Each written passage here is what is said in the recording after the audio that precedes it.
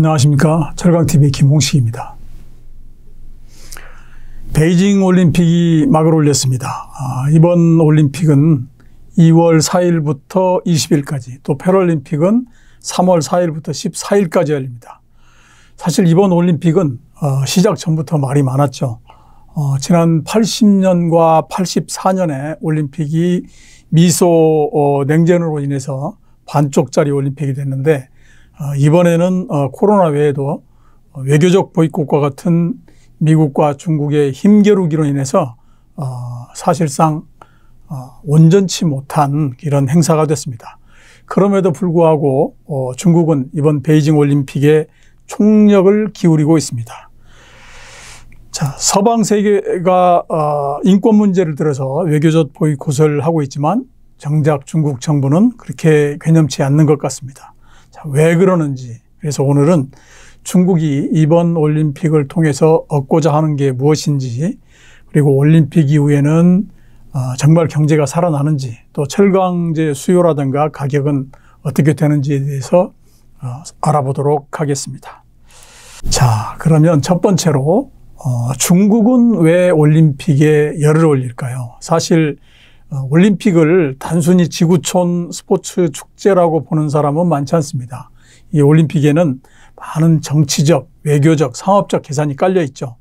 마찬가지로 중국 역시 이번 올림픽을 통해서 얻고자 하는 것이 분명히 있겠죠. 이를 위해서 지금 이번 올림픽에 3가지 역점을 두고 있는데요. 그 첫 번째는 클린 올림픽입니다. 사실 환경 문제는 시진핑 지도부의 역점 사업이기도 합니다. 시진핑이 2012년 18차 당대회에서 생태문명 건설을 강조를 했고, 2020년 12월 기후변화 정상회담에서는 2030년에 탄소 피크, 그 다음에 2060년에 탄소 제로를 만들겠다라고 전 세계 정상들 앞에서 공약을 했죠. 미국이 이 기후협약을 탈퇴했다 재가입하는 데 갈팡질팡하고 있지만, 중국은 국가가 나서서 환경정책을 주도를 하고 있고 이만큼 잘하고 싶어 한다는 것을 보여주는 계기로 삼으려고 한다는 것이고요. 두 번째 역점을 두는 부분은 안전올림픽입니다. 여러분도 아시다시피 코로나 발원지를 놓고 중국과 서방 국가가 한동안 각을 세웠습니다. 진원지가 어디건 간에 전 세계에서 코로나에 관한 한 가장 발생이 적은 국가가 중국입니다. 2월 1일 현재 누적 확진자 수를 보면 857명에 불과합니다. 강력한 코로나 제로 정책 때문입니다.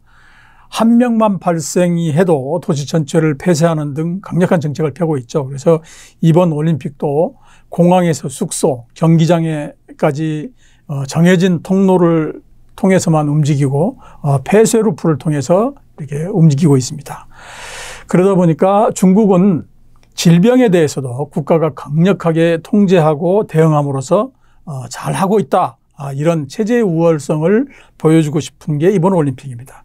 물론 이러한 코로나 제로 정책이 소비를 위축시키는 역효과를 갖고 있다고 하는 이런 비판도 있습니다.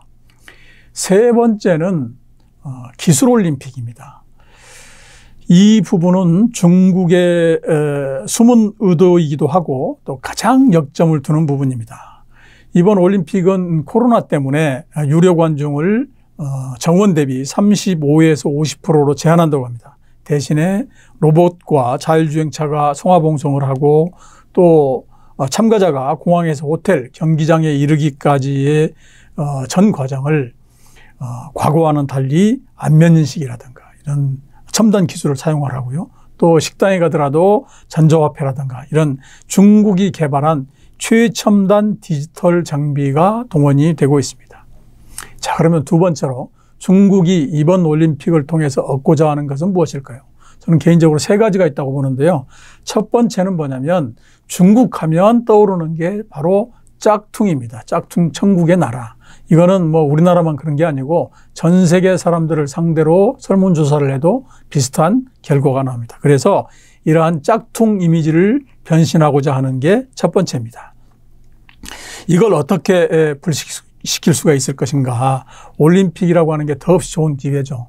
사실은 올림픽은 선수만 오는 게 아니죠. 코칭 스태프라든가 각국의 지도자, 또 기업인, 기자 등 수백 명이 참석을 합니다. 이 사람들은 공항에서부터 안면인식 기술로 입국 수술 절차를 마치고요. 중국이 만든 전기차를 타고 호텔로 향합니다. 또 호텔 투숙에서 행사장 출입, 또 시내 음식점, 호텔 쇼핑센터에 이르기까지 모든 것을 다 안면인식 기술이라든가 중국이 만든 전자화폐를 통해서 결제를 하고 이런 경험을 하게 될 것입니다. 그러면 기자들은 이 모든 것을 아마 열심히 기사로 써낼 것입니다. 자, 그러면 전 세계 사람들은 짝퉁의 나라 중국이 이만큼 발전했다는 것을 이렇게 보여주기에 더없이 좋은 기회죠. 자, 두 번째는 뭐냐면 디지털 경제로의 전환입니다. 중국 공산당 지도부는 2018년 미국과의 무역전쟁을 시작하면서 수출과 투자 중심의 성장 전략을 내수와 소비주도로 바꾸겠다라고 발표를 했고 그걸 진행을 하고 있습니다. 그런데 2020년 기준으로 미국과 중국의 GDP 구성을 보면 미국은 소비가 전체 GDP에서 약 75%를 차지하고 있는데 반해서 중국은 아직도 40%가 되질 않습니다. 이를 미국하고 비슷한 수준으로 이제 바꾸겠다. 그래서 중화인민공화국 건국 100주년이 되는 2049년에는 중국의 위상을 미국과 나란히 하거나 그 이상으로 하겠다라고 하는 게 중국이 말하는 그 중국몽인데, 그래서 역점을 두는 부분이 바로 디지털 경제로의 전환입니다. 사실 서방의 방식, 서구 자본주의 방식으로 하려고 하면 여러 가지 제약 요건도 많고 문제가 많습니다. 그래서 중국은 이것을 과감하게 디지털 경제로 바로 뛰어넘는 이런 전략을 쓰고 있는데요. 흔히 중국에는 최근에 보면 화폐를 거의 쓰지 않습니다. 우스갯소리로 중국은 거지도 QR코드로 동량을 한다, 이런 얘기가 있습니다. 물론 이러한 디지털 경제로의 전환, 또 혹은 중국 경제가 지속적으로 이러한 정책을 통해서 성공을 할 수 있을지는 사실은 미지수입니다. 그런데 이거는 보는 시각에 따라서 극명하게 결과도 엇갈린 전망을 내놓고 있습니다. 그런데 분명한 것은 뭐냐면 2020년을 기준으로 GDP에서 디지털 경제가 차지하는 비중을 보면 그래프에서 보듯이 40%에 육박했다는 점입니다. 그리고 중국은 소프트웨어에 관한 한 전 세계에서 최강국이다, 이렇게 말씀을 드릴 수가 있을 것 같아요. 자, 세 번째 목적은 뭐냐면 20차 당 대회를 앞두고 장기 집권에 대한 정당성을 확보하는 것입니다. 중국은 여러분도 잘 아시다시피 공산당의 일당 독재의 나라입니다. 그런데 이 공산당의 안에는 태자당이라든가 공산당 청년동맹, 또 상하이파와 같은 세 가지 파벌이 존재를 합니다. 시진핑 이전까지는 이 상하이파와 공천당 그리고 태자당이 서로 묵계처럼 최고 지도자를 번갈아가면서 했는데 시진핑 집권 이후에 이 원칙이 깨졌습니다. 시진핑은 헌법까지 바꿔가면서 장기 집권을 하고 있는데 물론 반대 세력들이 아직도 많습니다. 그런데 이 정적들이야 이러저러한 죄목을 씌워서 제거를 하면 그만이죠. 그래서 최근 중국에 다시 고위층의 부패 관련 구속 뉴스가 자주 나오는 것도 바로 이러한 배경이다라고 할 수가 있습니다. 문제는 백성들의 마음을 어떻게 얻느냐입니다. 그래서 지금 중국 공산당 지도부는 일부가 희생을 하더라도 사교육을 금지시키고 또 집값 안정을 위해서 부동산 규제를 하고 이런 과감한 혁신적인 정책을 펴는 이유가 바로 이것 때문에 그렇습니다. 올림픽 기간 중에 중국 기자들은 경기 소식뿐만 아니고 중국의 첨단 IT 기술에 대한 뉴스를 쏟아낼 것이고요. 이러한 것들이 백성들로 하여금 현재 당 지도부가 올바른 길로 가고 있고 머지않아 미국을 초월할 것이라고 하는 그런 기대감을 갖도록 한 계기로 적극 삼을 것이다, 이렇게 보고 있습니다. 자, 그러면 세 번째는 우리 이제 철강업계가 궁금해하는 것들인데요. 자, 그러면 올림픽 이후에는 철강 경기가 어떻게 될 것인가 하는 것입니다. 저는 이걸 세 가지로 정리를 해드리면 첫 번째는 3월 중순 이후부터는 생산은 가파르게 들고 대신에 소비는 느리게 증가할 것이다. 저는 이렇게 보고 있습니다. 이에 대한 근거는요. 우선 정부가 지금 서방 국가들은 금리를 갖다가 올리는 데 반해서 오히려 중국은 금리를 내리고 유동성을 확보하는 이런 정책을 펴고 있습니다. 또 생산 규제를 아마 완화를 할 것이고요. 또 3월부터는 양회 이후에 이러한 조치 때문에 수요가 살아날 것이라고 하는 이런 기대 심리, 이런 세 가지 이유 때문으로 저는 보고 있습니다. 그래서 3월부터 조강 생산은 저는 다시 9천만 톤대 후반을 기록할 걸로 이렇게 보고 있습니다. 사실 생산이라고 하는 것은 마음만 먹으면 늘리기가 쉽죠. 문제는 소비입니다. 가장 강제 소비 비중이 높은 건설의 경우 올해는 아마 예년 수준을 찾지 못할 것입니다. 올해도 규제를 계속할 수밖에 없는 상황이기 때문에 그렇습니다. 자동차는 어떨까요? 절강제 소비가 적은 전기차로 지금 중국은 좀 빠르게 전환을 좀 하고 있고요. 가전 역시도 사실은 수출이 주력인데 수출이 예년만 못할 것입니다. 작년에 중국의 절강제 수출이 24%나 늘었는데요. 올해는 그렇게 안 될 것입니다. 직접 수출이건 간접 수출이건 증가율이 현격하게 줄어들 것이다. 이렇게 보고 있습니다. 그래서 이 생산이 늘고 가격이 오르는 이러한 현상은 저는 여름 휴가 전까지는 계속될 걸로 저는 생각을 하고 있습니다. 두 번째는 뭐냐면 가격 변동성이 지난해보다 커질 거라는 전망입니다.